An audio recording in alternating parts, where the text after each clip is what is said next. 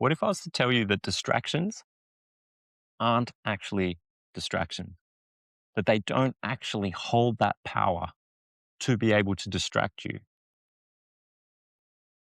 There is a freedom and a liberation that is available to every single human being, even in the world that we live in of distractions coming at us left, right, and center. And I'm going to share with you the distinction between a distraction and a potential distraction and how all distractions are just that. My name's Dan, for those of you that I don't know, and I've been working with leaders and founders in restoring their baseline, but beyond that, expanding their awareness and capacity and also their identity to not get rid of the roles that they're doing in their life, but actually include those and a much fuller picture of their life. And so distractions are everywhere around us.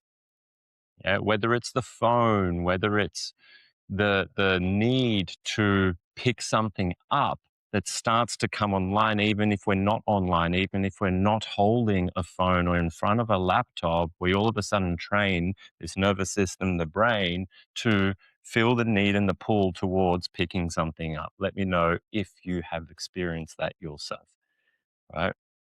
Now, it's very easy for us to give our power away and our responsibility away, not intentionally, but just in the way that we word and perceive a distraction without for a second considering, hang on, have I actually got more power here than what I'm allowing myself to see?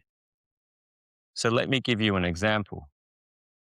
Now, whether it's a construction site that might be distracting you from your meditation, whether it's a phone sitting next to you, whether it's a sound or something that might catch your eye, whether it's a person, whether it's a door that's shutting, yeah, whether it's a car that's passing by on the street, whatever it may be, it isn't a distraction until you've allowed it to be, until you've given yourself the permission for it to grab your attention and for you to be with that now.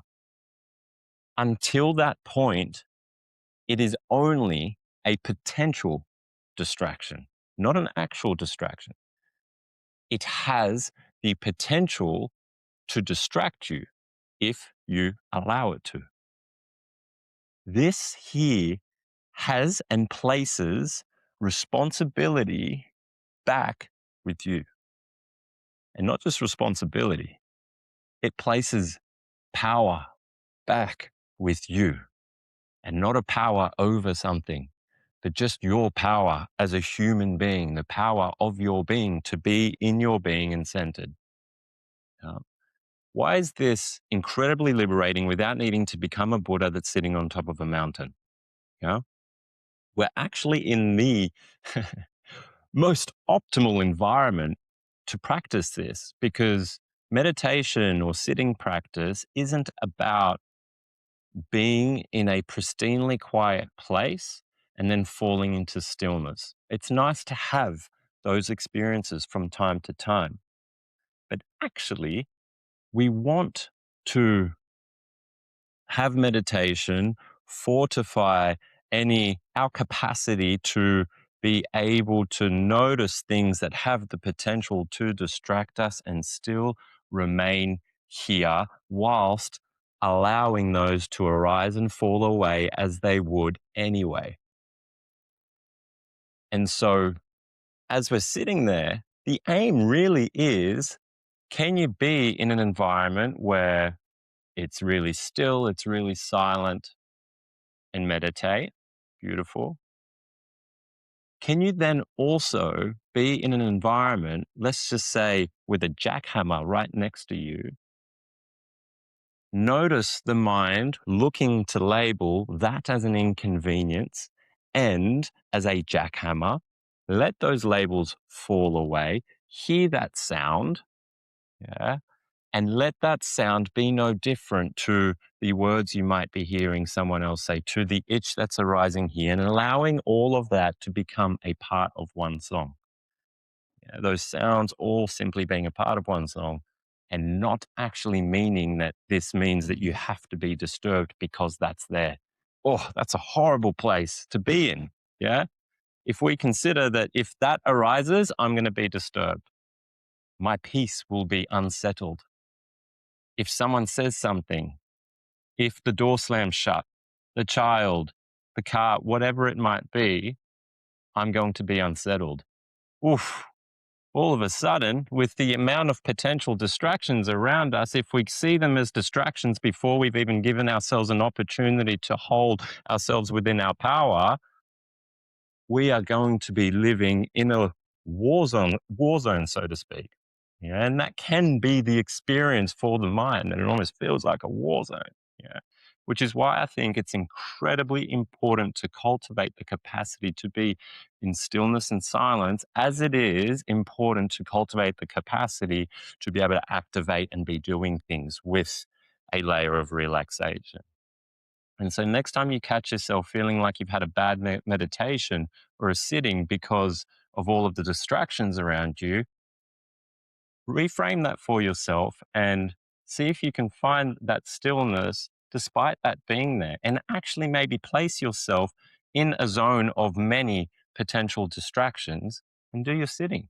Because if that can't shake you, if you've gone into that zone and it can't shake you, then that is freedom there. Yeah. This doesn't only apply to a sitting practice, a meditation. It positively transfers as a skill, yeah, to things that you're doing practically and pragmatically in your day-to-day life. You might be doing some work on your laptop. You might be there in a flowy state, creating some art, whatever it might be.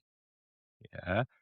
Noticing the potential for distraction out there and bringing in this soft and gentle, firm discipline, yeah, to be here and a level of okayness with all that is arising. And as it arose without you, it will fall away without you. So give this a go. Would love to hear how you go with this practice, and know that you might take a seat and it has this immediate shift and impact on your sit. And some days may be easier than others. That's a given. And also give it some time. Let this cultivate this new way of dancing with what we've been calling distractions. It's actually not a distraction until we allow it to be. If any of this is resonating, there's a link in the description below. And if you jump through that link, there'll be a video there that lets you know who I can support and help and who I can't. So have a watch. If any of that resonates, then book a call with me. I'm the one that jumps on the call with you, and we can have a conversation there. I'll see you in the next one, together in deep work, deep rest, and deep play. Live well and enjoy calm momentum.